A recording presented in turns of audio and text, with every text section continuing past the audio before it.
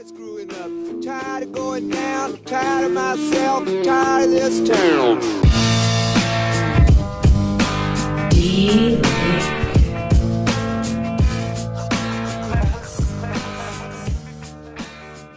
Eminent Waste of Time, episode 37. I'm Doug. And I'm Chad. And what you didn't get to see is that Chad got to do the clap this time. I did the clap. Yay, I stole Doug's thunder. Actually, if you saw the end of episode 36, if you stuck around that long, I did throw that in as a blooper at the end. I did a clap at the end. What you guys saw was I was just messing with Doug, so I clapped at the end because we had to do 2 claps to sync in the Brimstone video so that we knew when to cut. So, yeah, that's what we use to sync video and audio together when we do these. Cause it's all the behind-the-scenes magic. It all looks like fun and games, but there's actually a fair amount of work that goes into this. Yeah, I have to clap. Sometimes I have thorns sticking out of my hands, and then I have to clap. I don't know why I didn't think of that last time. I could have just had you do it. I don't know. Because thinking's not my strong suit. Didn't say it. You did. Whatever. What am I doing? I must be hungry. I'm not even thinking anymore. It's just coming out of my mouth. Yep. Welcome to another episode. Yes. Welcome to it. Well, amazingly, despite my lack of brain connecting to the rest of my body, we survived another race weekend. We did. MWXC was this last weekend, and Mother Nature is bipolar. So the round 5 title was Martinsville Mayhem. So the landowner gets to pick the title of the race. Oh, is that how that works? Yeah, the landowner, that's one of the things Andy does for him is he, sets up the contract and everything, and they get to pick the name of the race. Okay. So Parker's Paradise, which is round 6 coming up, the guy is really fond of his property. Well, his name is Rex Parker. Yeah, so it's Parker's Paradise. Makes sense. And this one took place in Martinsville, and every year it seems to live up to the mayhem. It lives up to the moniker. So Saturday was incredibly dusty, incredibly hot, and really kind of uneventful except for that. I mean, it was just miserable racing conditions because you were racing into dust the entire time. And the entire track, you couldn't get away from it. Yeah. It wasn't any better even if you were in the woods. The problem was in the woods, the trees knocked down what breeze there was, so it all just hung there. Just stayed there for the duration of the race. Yeah.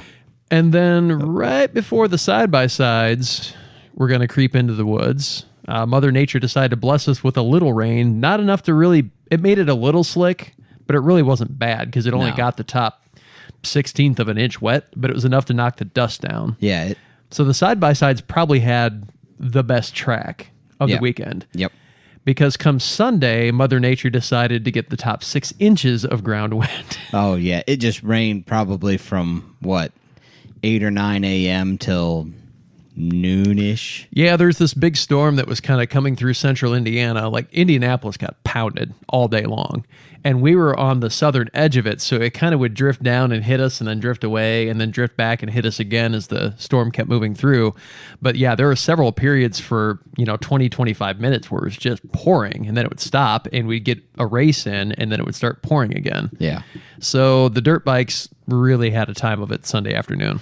Yeah, and so I watched a few guys' race footage that they posted up. Did you see Luke's? I did. Yeah. Luke Brinkerhoff, if you guys haven't checked out his videos that we post on our Facebook page, he does amazing race videos. If you look, he's got a YouTube channel. If you look for 898 Productions or 898 Videos, I think it's Productions. But that'll find his videos for you. Or if you look for Luke Brinkerhoff, he has that, and he links to his other, which is like the production side of it. But as far as XC racing, really any racing videos, I have never seen any that are higher quality. No, he does an outstanding job. Absolutely. Oh, yeah. And I don't care if your budget's $1 million. He does as good or better. And I'm not saying that because I know know him from the races. You just want your face in the videos more. No, I've been in the videos plenty. He just does an amazing job. I mean, he's just got an eye for it. You either have that or you don't. I do not. You guys have seen some of our videos. I don't have that eye for it. I'm like, look, aim the camera at something over there that looks interesting. Aim it over there at something that looks interesting. And then I'm like, what was I filming? That's stupid. I don't even like my own stuff after I do it. So I'm not around when you film a lot of it. I've actually got a decent eye for it. I'm nowhere good as Luke, but I have a decent eye for it. But I'm rarely around when you're filming just, it's Sunday afternoon and you decide to go out in the yard and film the Razor or something. I'm rarely, if ever, around for that. And honestly, we really need a better setup than what we have. As evidence of that, we'll do a little aside here. So the webcam, you might have noticed in previous videos, we look pretty blurry. Hopefully we don't this time. Yeah, most webcams only focus to about 3 feet, and we're sitting, about 5 feet from the webcam. So to fix that, do we buy a better camera? No. I bought a little tiny lens. It actually goes on a like a DSLR camera if you have nearsightedness, and they make them in different visual corrections. So I picked one that I thought was roughly appropriate. And it's taped to the front of the webcam. I literally gave our webcam glasses. What you guys just saw me do is I took a picture, and we're going to insert it right here. Yeah, we'll put it in here. And you get to see. Our webcam has glasses. And it's taped on. Because that was the cheaper solution to the problem than, spending hundreds of dollars on a real camera. Hundreds, thousands to get a decent one. So this is the budget we're on. Yeah. Luke actually has a pretty nice setup. He does. He's got a real nice gimbal and nice DSLR camera. But when you're racing dirt bikes instead of side-by-sides, you usually have a little more money left over. Yeah. That's when you're not buying side-by-side parts. Just in general. I mean, even if you have a side-by-side. Yeah. And it's obviously a passion of his, so. Yeah. But no, good to check it out. But he put together a great video that you guys, I posted it on today, which is Wednesday, the whatever, 12th? 13th. 13th. Lucky today. 13. Yeah. So, go back and check it out, and then you guys can, that links to all of his YouTube page, and he's got all of his videos. But good stuff on there. It's definitely something to watch, if you're into any kind of riding or racing, it's good. So absolutely. And he's got normally he does the montage videos that we talk about, but there's actually a really good video if you look him up on Facebook of his race this weekend. Yeah. 5 minutes and 40 seconds in, he blew up his clutch, and that was it. So instead of just sitting there on the side of the track, he actually started walking around, seeing where people were getting stuck. He helped several people get unstuck. He found better paths around the mud and was pulling branches out of the way and making new trails that were, within the legal limit of how far from the marked trail you can be. Right. He just really went out of his way to help other racers instead of just sitting around. Yeah. He could have just sat there or worked on getting his bike out of there and then just been like, well, that's it. Y'all are on your own. But he's a good guy. He is. You'll never see him in the overall points for his class because he's always giving up his race to help somebody. Yeah. Last year, a guy had a severely broken femur, had to be airlifted out. It was actually at Parker's Paradise. And Luke gave up his race to sit with him. Nothing was wrong with his bike. Nothing was wrong with Luke. He pulled over, shut his bike off, and sat with him until the track sweeps and the track paramedic got there to attend to him. And then Luke rode out with him to make sure that he got out. Yeah. Okay. So it was Luke's a great guy. So, yeah. Well, we got way off topic there quick, but anyway. No, we were talking about Luke. It was good. And it was MWXC related. Yeah. But his video does highlight how rough the track had gotten. I mean, I was amazed because I had walked most of that track and, had ridden it on a side-by-side. And, of course, the dirt bike track is different than the side-by-side one, but at times they come together. But I knew roughly what it looked like the day before. And there was just, puddles. Not just like little tiny mud puddles, but 15 feet long where the track was just completely submerged. Yeah. So it was pretty gnarly out there. We had a lot of racers coming through on Sunday that were 2 laps in and just begging us to throw the checkered flag. Like they are, what do you mean it's not the white? I'm like, you've done 2 laps, dude. It's not, keep going. Yeah. They were begging us. And it wasn't a long course. This property isn't extremely massive. It was 5.8 miles the first day, but we had to do reroutes and it probably shrunk the track to about 5.2. Yeah, I was going to say about 5 is what I would guess it. Yeah. But yeah, so that was an interesting day. And once again, we had to combine AM and PM. Yeah. It wasn't as bad as round 2 in terms of timing because we didn't even get them off till well after 3 o'clock. It was 3:30 or almost 4 by the time we got them racing. This time we actually made the AM riders wait for the PM riders and everybody left at 2. That's better because if you would have sent the AM riders at noon or 1 or something like that, it would have been 4 before you got the PM riders out there. Oh, By the yeah. time you did all the cleanup. Yeah, it would have been a hot mess. And honestly, one of our real concerns was beating up the track workers. Yeah. Because they would have been just hauling people out of there and pulling stuck bikes out, and then had to do a second round of it. And nobody was going to have a good experience doing that. And we didn't have a lot of bikes. We had a bunch of people pull out of the morning race because of the weather conditions. A few pulled out because they said they didn't want to wait till 2 to race. Most of them said, I'm just not running that track after this downpour we just had. Yeah. So they were going to leave anyways. So we went down. We had about 50 people leave. Yeah. I can see that. So at the end of it all, we only had 140 racers, AM and PM combined. Normally we have 200 plus just in the AM. Yeah. So it was a smaller race. It worked out well to combine them, and it makes Erica, who does the scoring, her life's a little more difficult because of that. But honestly, it gives us a better race when Mother Nature's not cooperating. So Yep. But on the side-by-side front, we had a completely unprecedented, epic moment. It was. We both finished a race. Both of us finished. So I will Unscathed. I will let you Mostly. go first since Doug finished ahead of Steve and I. By a long shot. Oh, yeah. So I rode with Barry Miller. I kind of want you to go first because I keep wanting to reference what happened to you. But Okay, fine. I'll go yeah, first. you go first. Okay, if you that's tell what them about want. yours because mine will be better then. Okay. So I rode with Steve Mueller again. His normal co-driver, it just didn't make sense for him to make the trip over.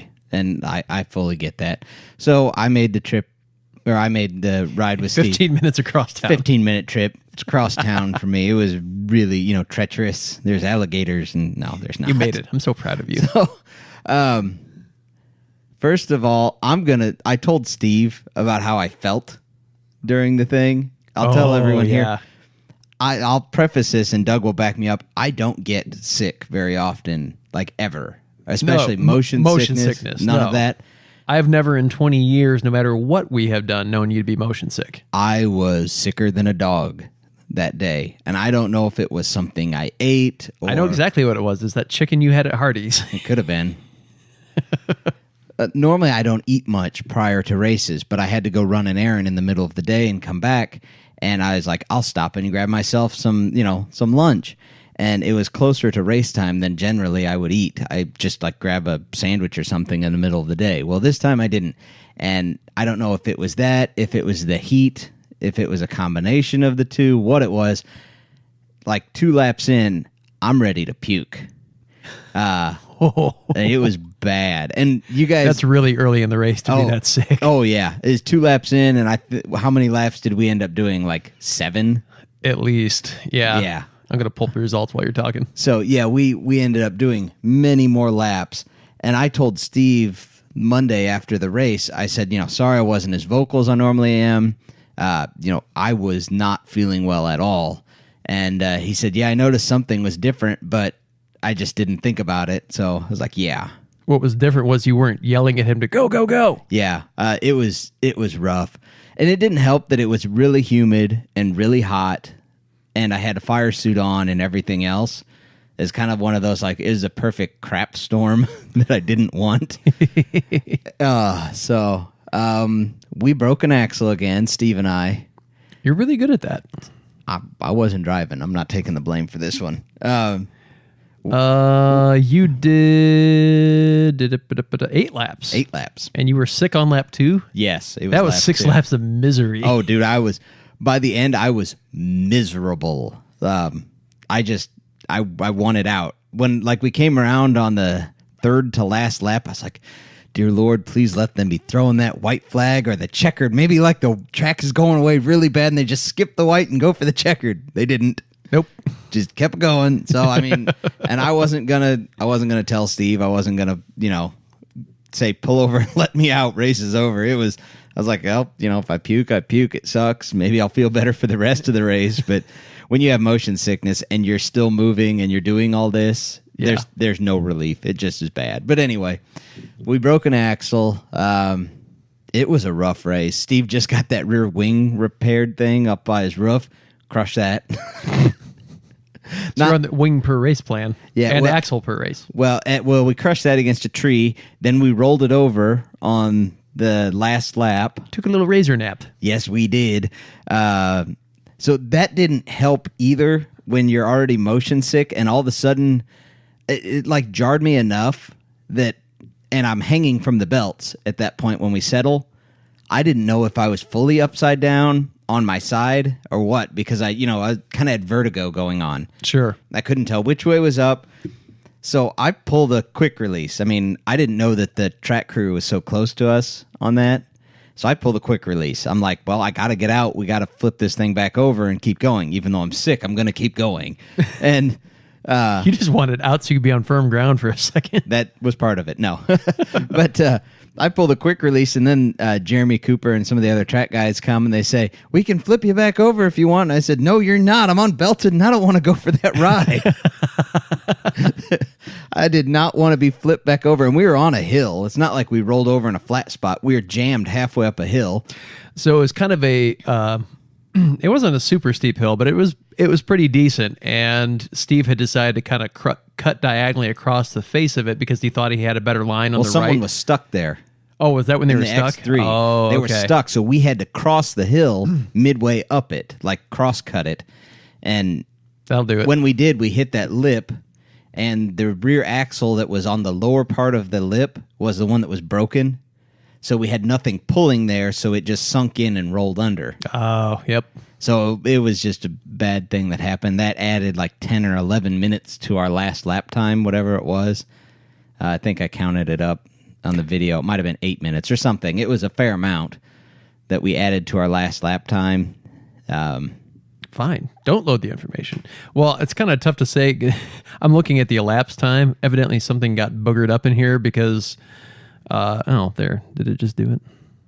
Oh, They did. That's They super didn't. not helpful. I would 100% guarantee they did not count our last lap. Yeah, well, no, they didn't because Devin Smith won. Yep. Congrats, Devin. 1 hour, 4 minutes, 5 seconds elapsed. Jason Dehart was in second place, 1 hour, 6 minutes, 15 seconds elapsed. Barry Miller was third place, 1 hour, 8 minutes, 46 seconds elapsed. You were 25 hours, 23 minutes, and 28 seconds. We took a while, but we've made it. No. I don't think you took 25 hours. No. So the last, because of the rollover and everything else, by the time, because we had to winch up the hill also to get the rest of the way up.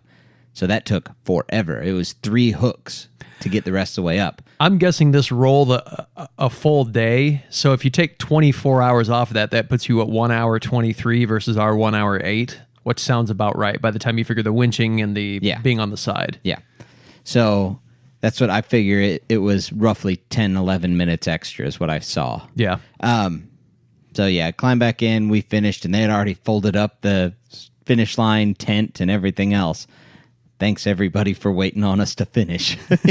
And there was still the person behind us. I don't know if they got out or not. I told them, I said, I haven't seen Mueller through yet, but I haven't seen him wrecked. I mean, every time we went around, I was checking for you guys to make sure nothing had happened. I try and keep an eye on all the racers. It wasn't like I was looking out for you, but I try and keep an eye on everybody because then you get an idea of where you are in the pack and all that stuff. Right.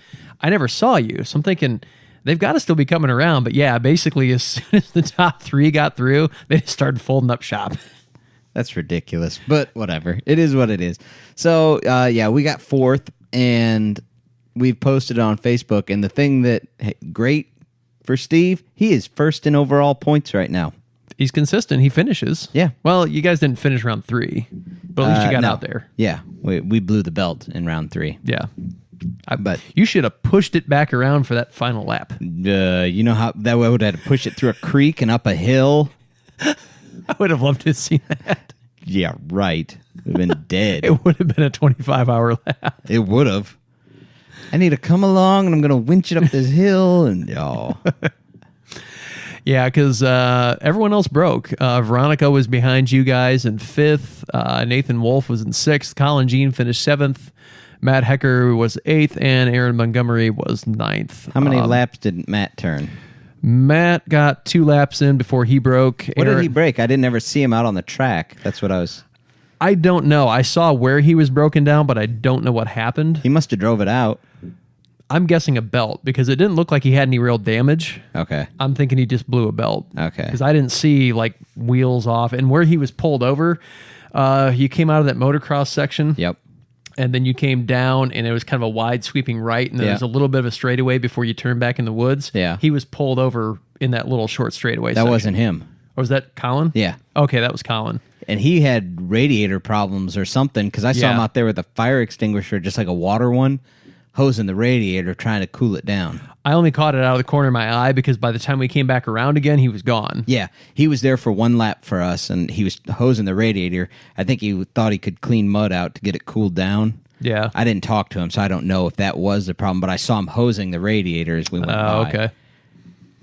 So yeah, Montgomery blew up some stuff and ended up only getting a lap in. Looks like Nathan Wolf made 6. Veronica made her 8th lap, but she was behind you guys. Yeah, she was who was broke down on there, stuck on the hill in front of us. Okay. She was just in front of us, and we were actually like climbing right behind her, and she got stuck, and that's why we had to cross the hill. Otherwise, we would have taken the right lane and just gone straight up the hill. But out of 9 pros on the line, 8 Can-Ams and your Polaris. Yeah.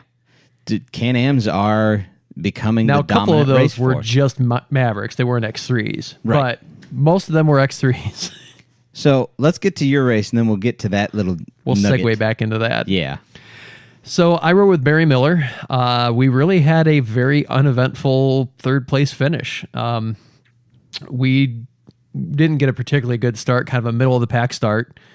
And we ended up about, probably, it's about 2/3 of the way around. There's a section where you basically come out of a little short, tight section in the woods, and there's a grassy field that's relatively short. Then you have to do a left and a right, and then there's a larger grassy field. Well, in that short section, I was trying to be vocal to Barry to let him know where to turn, but I thought he had seen the arrow, so I'm like, we need to go left. So I said left and kind of signaled. He hit the brakes, and I didn't realize this at the time. He said, it was just so wet there, the thing just went forward. He goes, I was listening to you. He goes, it just locked up, and there's nothing to be done about it. We slid into a bush. No damage, just slid off the track into a bush. Yeah. So we had to back up out of that. That put us back in about 6th.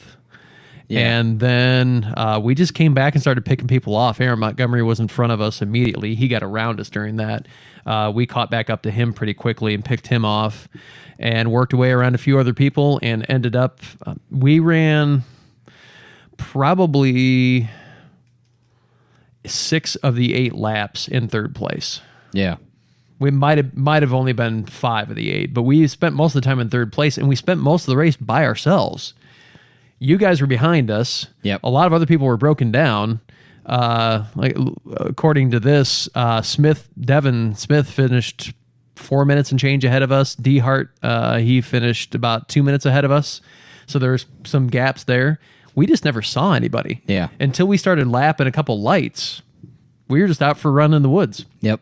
So we had a great time. Kind of established, a relationship during the race that worked for us because most of the time his girlfriend rides with him. And I don't know what she does in terms of co-driving, whether she's just along for the ride or what. But I'm pretty vocal. Yep. And I was very vocal during this one because I wanted it bad. So, but I picked out some better lines for him. And, afterwards I said, Barry, man, I know I was talking a lot. I wasn't trying to tell you how to do your job necessarily. I just wanted to give you as much information as I could. And, he said that I was actually helpful out there. So either I was helpful or he was just trying to be nice to me, one of the two. I'll vote for the latter. If he never lets me ride with him again, I'll totally know what happened. But no, it was a good race. We had a lot of fun. There was no major drama. The only iffy spot was on the very last lap going up that same hill you tipped on. Yep. We took the left lane that everybody was taking. Yeah. So there at the top, there's a sapling on this side that everybody's running over on the left, and on the right, there's probably a 8-inch diameter tree. We decided to try and climb that. Yeah, we did that once too. So he got the right front wheel on it, and that thing stood right up on its end. I mean, nothing but sky. And he said that's what scared him. Honestly, maybe I've ridden with you enough. That didn't bother me at all. Like, it's like, okay, we're vertical. We need to get not vertical so we can keep racing. We need to be the correct version of horizontal, not the upside down one, but the other. Exactly. So he backs it off and it just walks right back down and everything's fine. What concerned me was we backed up 10 feet and then he hits it. Yeah. And I was worried that belt was just going to explode because you're bucking and you're jumping and it's clawing for traction. And this is lap 8. It's hopping off roots. The belt's already hot. I mean, I was really nervous because I knew we were in third place. At that point in the race, I knew we were in third. Yeah. And I didn't want to lose it. I didn't want to blow up the belt and be stuck there on the hill on our last lap and just watch people go by. I was going to be furious if that happened. Yeah. So my big concern was, would the belt hold? Yep. It did. We got up the hill and finished off and everything was fine. But it was funny that my first thought was, oh crap, the belt, not like, we're going to flip. don't hurt the belt. That's all I cared about, honestly. I just wanted to hold on. I didn't tell him during the whole race that we were in third. I knew we were just because of who had broken down and what had transpired. Yeah. But I didn't want to tell him. I just wanted him to keep running the lines he was running and being as consistent as he was because nobody was catching us either. So I didn't want to put any like pressure, just like, let's do this, go this route. Yeah. And let's finish. That's all I wanted out of this. So I never told him where we were. Yep. No, you guys did good. It was a good track. I had no problems with the track. I mean, I actually like, because there's some open spaces back there in the woods. I mean, wide enough that you could open it up pretty well. Oh, yeah. It was compared to a lot of the tracks in MWXC, at least from a side-by-side perspective, this thing was a freeway. Yeah, it was really good. And I made a point to post and tell Andy and Jeremy that the side-by-side track was amazing. Because I think nobody actually tells these guys when it is good. Exactly. So, yeah. It's like being in an online forum. People only talk when things are bad. Yeah. So, race went and, if you guys wouldn't have taken a little razor nap out there, we're getting good at this breaking axles and winching up the last hill or up the hill on the last lap. Which axle was it? Was it front or rear? Rear. Right rear. How did you manage that early in the race? We know when we did it, it was on a rooted section and it just hopped and he was on the gas. Oh. And these are the same axles he's got 2 full race seasons on right now. So they've taken some abuse. They've seen some stuff. Yeah. Gotcha. So it broke the one. And it is what it is. It's a little scratched and scarred from the weekend. But so are we. Yeah. I do want to say a huge thank you, though, Barry. That was an absolute blast. I really had a good time. I'm always down to ride with anybody, anywhere, anytime. Yep. Not scared at all. I told Barry, I said, I want to completely beat that out of me. Yeah. I've driven the fear out of you. You have. Nothing bothers me. I did tell Barry, I said, I want to catch a ride with him sometime, and he graciously agreed. So I'm thrilled. At some point, I'll get to ride with him, even if it's IXCR or, whatever trip I got to make, I'll make the drive. I know Devin Smith listens to the podcast as well. So I would love I'm just going to throw it out there. Shut up. He's mine. Nope. No. I would absolutely love that. Devin, if you ever have need of a co-driver, I will be a phone call away. Yep. So, no, that was what it was. So, we talked about this a few minutes ago. I was in, the lone razor. Yes, you were. And I was on the racetrack, and you were on the X3. And Barry's is a built race machine. I mean, he's got a full cage with no doors, but it's not super de-duper modified either. I mean, he's got exhaust on it, and he's done the stuff to race prep it, and he's got the custom cage. But does he have heavier A-arms and all that, I think? Yeah. Yeah. But it's, it by and large is representative of an X3. It's not as extreme as like Matt Hecker's where the dash is missing and everything else. So my experience in the off-camber stuff, because one of the reasons I got to run is his girlfriend does not like the way he attacks off-camber stuff at speed. Yeah. You have to if you're going to win a race. You can't just piddle around on that stuff. Yep. It's part of the track. You got to race it. So I never once felt unsettled in that thing. It never once tried to come up on 2 wheels. It never tried once to do anything weird when we were off-camber. The power on the flat ground is awesome. I mean, I've been in your razor. Yeah. I'm going to say it's a different feeling. Your Razor kind of comes on savage and then leans out at the top. Yep, you're probably right there. This thing kind of comes on smooth and then just pushes you back in the seat. That's like a steady push. Yeah. See, I've been in Matt Hecker's Razor, but it was like the slickest, nastiest mud ever. Power did you no good. You couldn't do anything with it. Yeah. I mean, it comes on quick. Don't get me wrong. It's not slow, but it kind of comes on a little smoother and then just sinks you back in the seat. Whereas yours, the Razor is kind of a more savage hit right out of the gate, I think. Yeah. Well, and I'm sure Barry's got a tune on his. Mine's still stock. Yeah. So for now.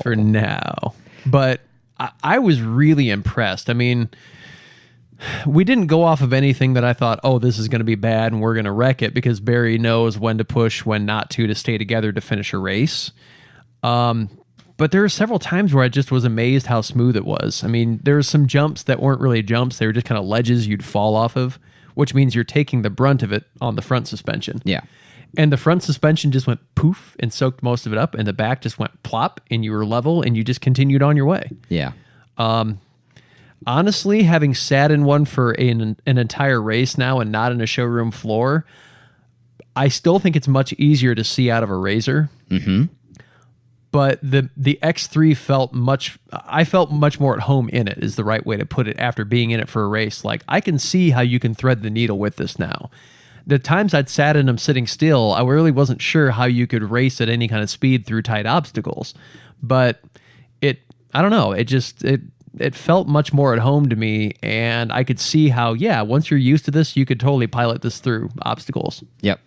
So I was obviously in the Razor. We talked about this, and kind of the reason we're bringing this up is to compare the Razor turbos, or any Razor, versus the X3, and what they best suit as. I will say Steve and I cartwheeled a couple times, and what I call cartwheels, up on two wheels, like going around a corner, a couple times. Yeah, we never did that once. At least a couple times. So, and I know the Razors sit higher. They just do. Yeah. It's like when we're sitting on the starting line next to everybody else, our doors, well, if they're not doors, they don't open, but the top of the door opening where we climb through to get in is only about 6 inches below the roof line of an X3 sitting next to us. Oh, yeah. Yeah, there's a huge difference. Now, the X3s sit lower, and I think that's why what's-her-name got stuck on the last lap. Could be. Right in front of us, because that hill was getting really rutted. So I'm sure that's why she got stuck. We didn't really have any problem attacking it in Barry's, but again, he did a decent speed approach up to it and then just got on it and wasn't afraid to get up there. Right. It was a little intimidating at the top, because if you missed it by a little bit, you were in a tree. Right. And so that's what she might have chickened out a little bit. And yeah, I think that's what happened. So Doug and I had discussed this, and I have zero regrets buying my Razor. Absolutely zero. I do like it. I think it is absolutely perfect for what I'm doing with it. For using it around my property, for like expedition riding and going on different trails and stuff like that. It is perfect. But I'm going to make a statement here. I think the X3 is a better race buggy. I completely agree with you at this point. And I'm not just saying that, and I'm sorry, Steve, you're listening to this, I know, and you're now messaging me saying, but what furiously. Yes. But the evidence is, if you look at the podiums, not just MWXC, but you look at IXCR, you look at Crossroads, you look at MWXC, you look at GNCC, X3s are on the podium, if not exclusively on the podium. MWXC this weekend, granted there was only the one Polaris, but it was a X3 top 3 overall. Yep. And that's the way it was at King of the Mountain, where Devin won his sword finally. Yep. X3's on the podium. It's just the way it is. And I'm not saying Polaris is doing anything wrong. I just think they're building their machine for what the massa of people that buy them use them for. They're easier to see out of. They're easier to get in and out of. They still have great power. But I would say it's every bit as good of usable power. Oh, yeah. It's just different. It just comes on different. I'm not saying it's better or worse. I'm saying, so the X3 is 172 horse, and the XP Turbo, which is the comparable, and that's what we're looking at, is 168. you're not really going to notice those numbers so much. No. No, they're like I said, that I think the power is comparable and everything else, but when you get down to the X3's lower hunkered down stance and the suspension geometry, it just does better in the off camber type of stuff that you encounter all the time in XC racing. Like I said, you cartwheeled a couple different times, and okay, the time you rolled over on your side, you were cutting across a face, and that could have happened to any buggy. Yeah. But I never once felt that thing become unsettled in anything off camber. Yeah. Not even like that was a little weird. It just sunk right in and did what it did. So, yeah, it's not a dig against a Razor at all, because I own one and I love it and it's great. And for what we're planning on doing, kind of what I'll call expeditionary riding, where we're, just going longer distances and doing different kinds of things, but not racing, I think it's great. Yeah. It's just, if you're going to build a pure race buggy, I think the X3 is closer to what you want to start with. Yeah. And I'm curious to see down the road if the Double X with more horsepower can get there. But even right now at their stage in development, because the X3's been out for a little bit and they've worked out some of the kinks, I would still give the nod to an X3 over a Double X if all other things being equal, like horsepower. Yeah. So, no, I just think it's that way. So, Todd is, sorry, Steve, sorry, other Razor owners that I am one of, but... No, again, no one machine is perfect at everything. That's why there's different UTVs out there. They have different personalities, they have different characteristics, and you pick the one that works for you. If there was one perfect machine for everything, then everybody would be buying that machine. Oh, fully agree. People are still, rolling around in Wolverines and, Vikings and stuff like that because they don't need 176 horsepower and they don't have any interest in going that fast.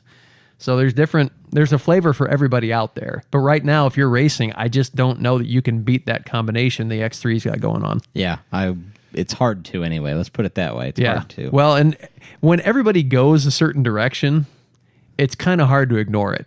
Yeah. It's not just us pontificating. Everyone's moved there. Devin had just a normal Maverick turbo last year. Mm-hmm. As soon as he can get an X3, he did, because Barry Miller had an X3, and Jason Dehart, I think, had his X3 last year. Yeah, they both had him towards the end of the year. And Devin was competitive with him from a driving skill level, but he said he at the end of one of the last rounds, he goes, I hung with him in the woods, but man, it got open. He said, I just got nothing for him. Yeah.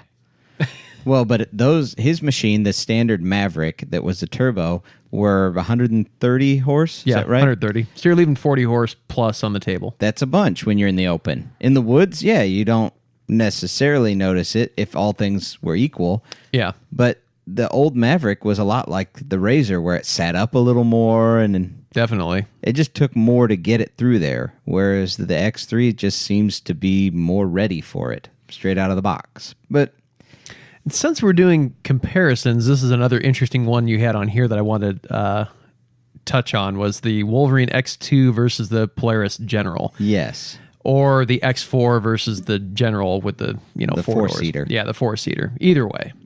So I read a little article on this today, and they were comparing the two. I didn't really think to compare the two because of motor size was my thought. Yeah, to me, they're not really in the same class. They're kind of that crossover sport / utility, but to me, I wasn't putting them in the same category. So this article, and I'm wanting to say it was by UTV Guide, they did a really good job of staying objective about it. And they actually said if power and speed is not what you're looking for, the Wolverine is smoother, it keeps noise, vibration, and heat out of the cab better, and it's probably the right machine for you. If you're going to do like spirited trail riding and you need a dump bed and everything else, then the General is for you. So were they comparing an actual new X2? Yes. Okay. Yes, they had gotten their hands on one. Now, I had heard that from several reviews I read about the X2 that it was so quiet you could hold a conversation like we're having right now without ever having to raise your voice. And that's at speed on a trail. Yeah, I've heard the same, so I don't know. I haven't been in one yet, but they did do a very good job, like I said, staying objective about it. And for me, it's foreign. You mean you don't want the largest engine and the fastest thing possible? See, I hear what they're saying. I'd still buy the General all day long. I want the bigger engine. I mean, I get what they're saying about smooth ride and yada, yada, yada, but honestly, that can all be mended to some extent. I mean, who buys a UTV and leaves it stock? Not other me. than your dad. Well, yeah. But I completely get what they're saying about the heat and everything else. My Razor is horrible about this. I don't know how they've managed to pump heat into the cab as much as they have. You did say you felt like your shoe was going to catch on fire. Yeah, when I went to Brimstone, and I had shoes on, like normal tennis shoes. I was like, my foot feels like it's melting, and I'm not kidding at all. I put a cold water bottle in the cup holder. In 2 minutes, I'm making tea because it's boiling. I mean, it's horrible. And there's all kinds of fixes out there. There's companies that make solutions for that, and there's homemade ones. And I'm going to do something about it. And so, yeah, I guess I do understand the argument of, do you want to buy a brand new UTV and then have to do a bunch of stuff to it, or do you want to just buy the one that suits what you're doing? And let's be honest, who are most of the people that are going to buy either the X2 or the General? It's not people that are 20-something or 30-something. It's the 50-something or 60-somethings, right? What are you saying about me? You're old. Get over it. So they're not wanting to go, most of them are not wanting to go and have to fix a heat problem or something like that. They want to mod it, but they want to put wheels on it or a stereo in it or lighted whips or whatever they're doing. See, I think for me, I'm in that crossover where I would rather have the bigger engine and do a few mods and make it what I want. I'm not arguing with you because I would definitely go for the bigger motor if those are my two choices. And I hate to sound really superficial, but the Polaris is a better looking machine. Yeah. It just is. I'm sorry. I mean, everyone's got a different opinion. In my eyes, it's just a better looking machine. The Wolverine is kind of an unattractive brute. It just, I don't know, it does nothing for me. Yeah. I'm never going to buy something solely on looks, but it's just ugly. Yeah. Well, anyway, I just thought it was a great comparison. I had never thought to compare the X2 to the General, but they really are. They're kind of in the same class. Yeah, they're sport utility. I mean, they're sport recreation vehicles. Yeah. So it's kind of an interesting look at that. I wouldn't have thought to do it either. Yeah. So one more thing, and then we'll have to start wrapping this up. But I'm headed to the Midwest Side-by-Side Series this weekend, and you're not. No, because it's Father's Day weekend, and if I don't take my wife up to see her father, you will not have a co-host anymore. She's got a driver's license. Send her on. I'll see you later. Well, I kind of want to see my dad, too. Oh, okay, that kind of thing. But are you riding with somebody? What's your plan? I have been offered a ride in 2 different buggies, but I don't believe I'm going to take them. Midwest Side-by-Side. Who are you and what have you done with Chad? Midwest Side-by-Side does not require a co-driver. So both of them, both Cody Willenborg from CW Motorsports and Steve offered me a ride along. And while I would love to, and I think it would be a hoot, I'm going to try and get some video and pictures of the actual race. And in a buggy, you just can't. You can't get any of that because you're prepping before you get the race started. Yeah. Yeah, like yourself, you're getting fire suits on, making sure the buggy's ready, making sure everything is in place, your harnesses are the way they're supposed to be. There's no time.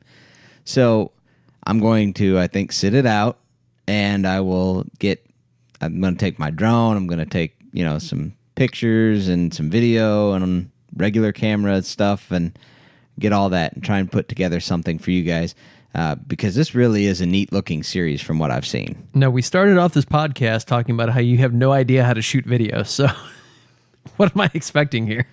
Whatever I come back with is just what we got. Just get a lot and I will make it something interesting. I got 8 hours of video. Well, you got like 6 minutes of usable there. So exactly. That's about all people's attention span is anyways. So it'll be fine. Yeah, it'll work. No, so, I'm excited for you. Honestly, if I didn't have anything going this weekend, I would be right there with you. Yep. No, it'll be good. I'm really looking forward to it. It's only about an hour and a half drive from my house here. So it's not horrible. It'll be. Where is it? I mean, obviously. Casey, Illinois. Casey, Illinois. What's that by? I don't know. Is it like due west of here? Or? Yeah, it's pretty much straight west. Oh, okay. So won't be too bad to get there. And now, that's your first Midwest race you've ever been to, right? Yep. I have not been to another. I've just been to IXCRs and Crossroads, GNCC, and MWXC? I'd like to see it myself, and at some point I definitely will, but you're a normally observant type of person. Like, you're always watching things and how things happen. So definitely take some notes for me about anything that we could do, maybe insert into the MWXC to make it better, not just for side-by-side, but just kind of overall flow and how they do things. And always interested in that kind of stuff for sure. I can do that for sure. So we are getting to the time, I believe, that we need to start wrapping things up. Look at you being all clock watchy. I'm I was trying. going to let it breathe for a little bit. No, let's go. Suffocate. So Nice. we all know what that means when we start wrapping things up. Oh, wait. Okay, we'll talk about that at the end. No, what? Oh, yeah. That'll be the end. Yes. That might be the end entirely. We'll talk about that instead of one of my That stories. might be the last podcast ever. So we always wrap up with trivia with you. Last time we got, it was Steve and Cody did trivia, and they bombed it. It was bad. Steve got one. I did laugh out loud at Chinese burrito. It just slipped out. I was talking about egg rolls. For those of you guys that didn't listen to it, I was telling my stupid stuff with Chad's story, how I got the tattoo. You'll have to go back and listen to that. I'm not retelling it. Yes. But I called an egg roll a Chinese burrito. It was, yeah. And Steve was like confused the whole time. And then he called me on it at the end. He's like, "Did you say Chinese burrito?" I'm like, "Did I?" Well, I meant egg roll. Same thing. The egg roll is a Chinese burrito. I guess if we want to get technical, it's a Chinese chimichanga. Yeah, you're probably right. It's fried. So, but burrito's funnier. It's easier to say. I'm going to do that next time I go to a Chinese restaurant. I'll have the chicken fried rice and 2 Chinese burritos. They'll be like, "Excuse me, sir." Never one to avoid controversy. Yep, always one to cause it. Okay, so in this one, we have 2 different listeners who sent in questions.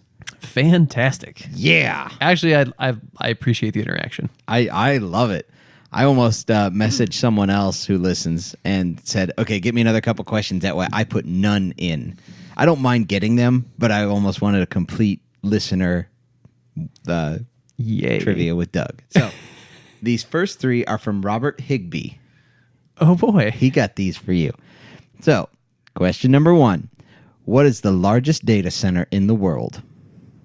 Largest data center? Yes. I feel like I should know that as an IT nerd, but I really genuinely don't. You don't? No guess? I don't know. The NORAD? No. It's called the Citadel in Tahoe, Reno, Nevada. It is 7.2 million square feet. Holy crap and crap. Yeah. I have heard about it. I just knew it was big. I didn't know it was the size of Reno. Yes. Okay. It's almost that big. So, What I really want to know now that I know that is what the utility bill looks like. oh yeah, a lot. Can you imagine the power? Because it's not just the square footage. It's lots of things getting hot in there that you have to keep cool. Yeah.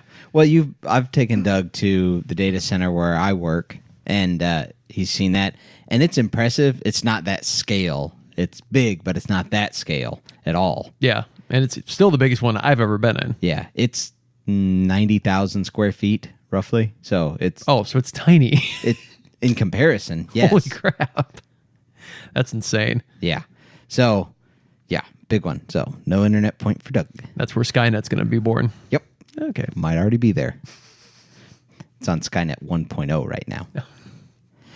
Okay, question number 2 is actually a 3-part question. Who has the world's fastest supercomputer? Where is it located? And what is its name? I don't know, and I don't know, because that list changes literally weekly. Well, this one's been this way for a little while. Okay, so it's been there for 2 weeks. Yeah, something like that. I used to keep up on that stuff more, but honestly, like I said, every month somebody had, put a bag of ice on a processor somewhere and eked an extra couple cycles out and reclaimed the title. So Yeah. it's somewhere in China. It's got a Chinese name, and it costs a lot of money. You are wrong, sir. It is in the U.S., it is in Tennessee, and it is called Summit. Wow, we did something right. We did. Amazing. We just put the processor in a Tennessee creek. Are you looking this up now? I am. I'm looking it up right. Go ahead and hit me the next one. Okay. So the Dodge Demon Yes. You know the car. I do. Correct? Okay. How fast is it in the quarter mile? It's sub 9 seconds. It's like 8. I think the fastest they've run one now is like 8.86 or something. Nope.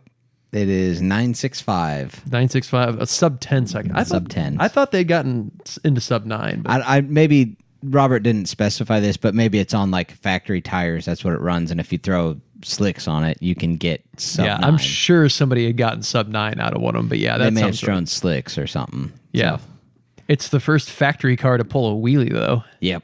That's amazing. That was a design goal. That was not an accident like, oh, we made a fast drag car and it pulled a wheelie. It was actually a design goal for that car to pull the front wheels. I'm thrilled. I would like to. I got to ride in a Hellcat at Mecum Auto Auction this last time I went. Dodge does the free like test rides around, the drift rides. Yeah. That was fun. I think the driver was used to scaring people, and I was holding a conversation with him the whole time around the track. Meh, is what it is. See, I don't think his supercomputer question was right. Oh, really? Has it changed? As of November 7th, 2017, there's like a bunch of Chinese ones at the top. Yeah, he sent me a link to the article. So Okay. I'll give that to you after the show. And the funny thing is it's a lot like rating cars. Which one's the best? Well, it depends on what specific metric you're using. Right. Things But change. yes. Okay. So that was one that there is no truth. that was all of them from Robert. That's fair enough. So now from Fuzzy. And his preface to this was, for Mr. They're all trick questions, because that's what you said the last time he gave you questions. They are all trick questions. No, they're not. They're real facts. Okay. Trick facts. Question number 4 from Fuzzy. I will let you know when we run out of Fuzzy questions. I'll probably know anyways. Yeah, you will. Question number 4. Across the desert of the Southwest, there are giant concrete arrows. What are they for? Or what were they for? They're not in use anymore. They were for calibrating the cameras on one of the original. They were spy satellites. I'm trying to remember what they were developed for. I think it was to detect missiles. It was a Cold War era program, but they were to calibrate the cameras. Nope, you are wrong. They were actually to guide postal planes before radio and like radar. He sent me the article. I just read it. I don't know anything about it. You know what's funny? The reason I know that is because I looked this up the other day, and Why? I think I had Why are you looking this up? this. No, they're arrows, not the... Oh, I thought you were talking about the crosses. I'm sorry. This is what I was talking Yeah, about. Doug showed me a picture. It looks like a swastika. No, I'm teasing. It looks like a plus. Yeah, it does. Okay, arrows. Yes. Arrows. I did know that. I'm sorry. I was thinking that because I just read it. I actually okay. knew that the arrows were for planes. Yeah, it was to Go this navigation guide, like go this way, plane. Yeah, because they didn't fly at heights that like a pressurized cabin plane would. They were flying at like 2,000 to 3,000 feet. Yeah, and you could see the arrow really easy. And there's Yeah. these giant concrete arrows out there. So I was right, you were wrong. Because you answered the wrong I question answered that the I wrong didn't ask. question, but I knew both of them. But I just read that article like 2 days ago, so that's what was fresh in my mind. So, question number 5. What vehicle nearly killed Neil Armstrong in 1968? His Corvette. Nope. A lunar landing research vehicle or lunar lander training vehicle? Lunar lander on Armstronger. Yes. I don't know how it happened. Fuzzy will fill you in on that, I'm sure. This has the makings of like it's basically the first version of a UTV. Yeah. And we've almost killed ourselves. Oh, yeah. I can totally see how this went awry. Many times. I'll talk about that in a moment. Never mind. Question number 6. How long did the Apollo 11 astronauts sit in quarantine after returning to Earth? I don't know. Guess? 2 days. 18 days. Yick. Yeah. That Were they worried about like lunar germs or something? Space germs. Space germs. There's no atmosphere. Space germs.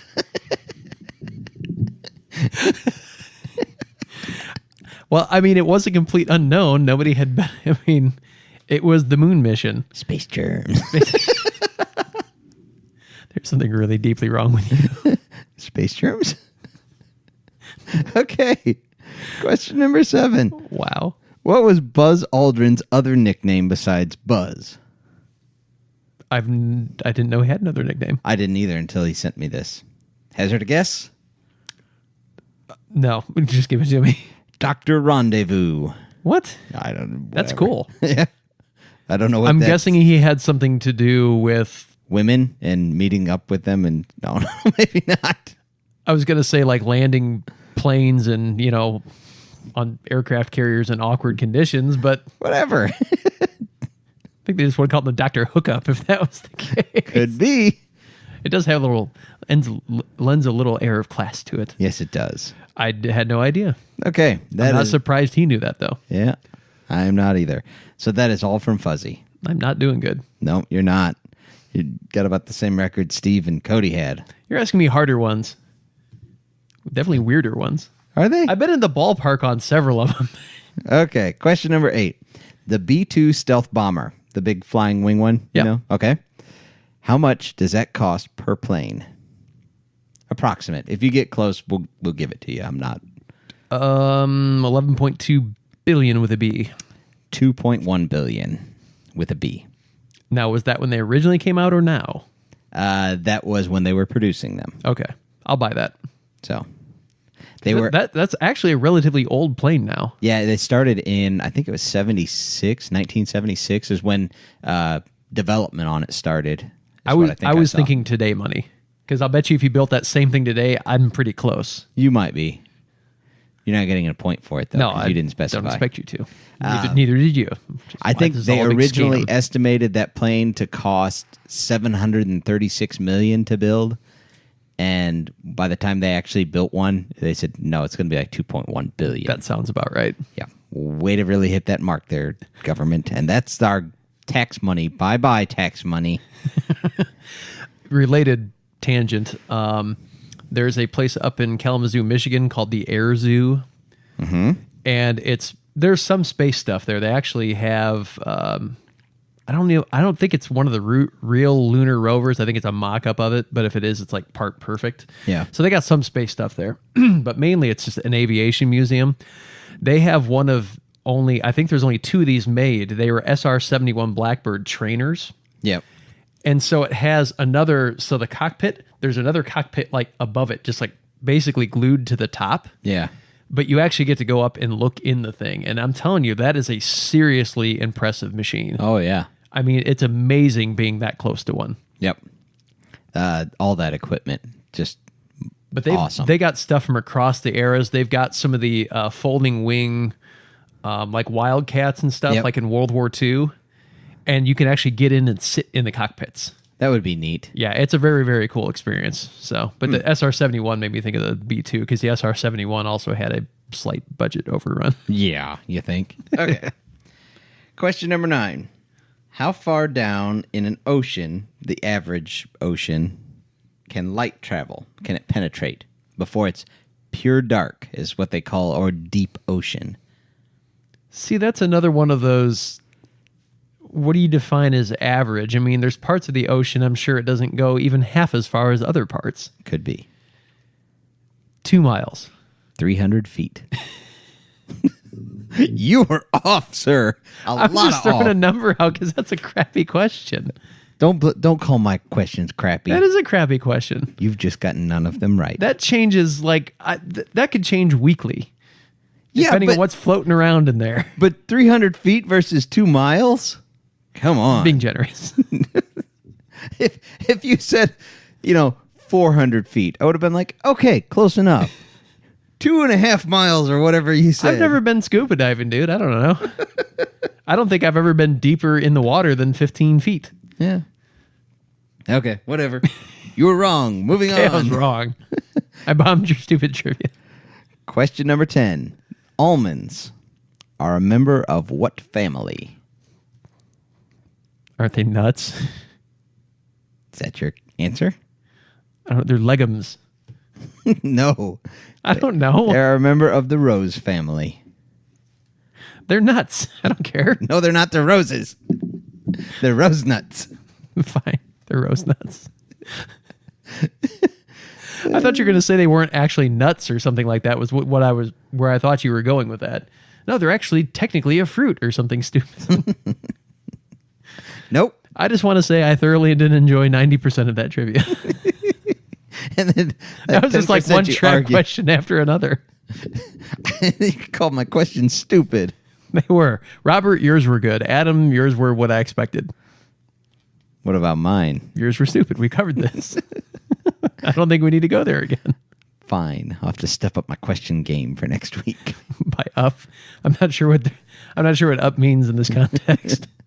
Harder, weirder, better. I don't know. Well, we're not going for better. All right. Are you ready to insult Polaris now? I mean, show what you got. Sorry. Couple things. First of all, Steve is jealous. Look at that. I'm going to get this a little closer to the camera while you're talking. Okay. So what that is here in Indiana, I can register my side-by-side for use on the highway. Well, not the highway. On the backcountry roads. County roads. Yes, I don't get to use it on the highway, although You live on a highway, so how's that going to work? It's fine. Are we back to what are the chances of me getting caught? I waved to the cops when I went by before, and they waved back, so I'm pretty sure everything's okay. They legit don't care out here. No, they don't. So I got that. I went to the BMV to do some title work, and they're like, so are you going to register your this? And I was like, register? And they go, yeah, so you can drive it on the road. And I'm like, That's a thing? yeah. I was like, I forgot they do that. And then I was like, Yeah, do I that get a only license started, plate? a couple of years Yeah, ago? about 2 years ago here. Well, they do it county by county even. So Yeah. not all counties get to do it. But I got mine registered, so I'm more legal than I was. So that's gooder. You still have to abide by the established speed limits.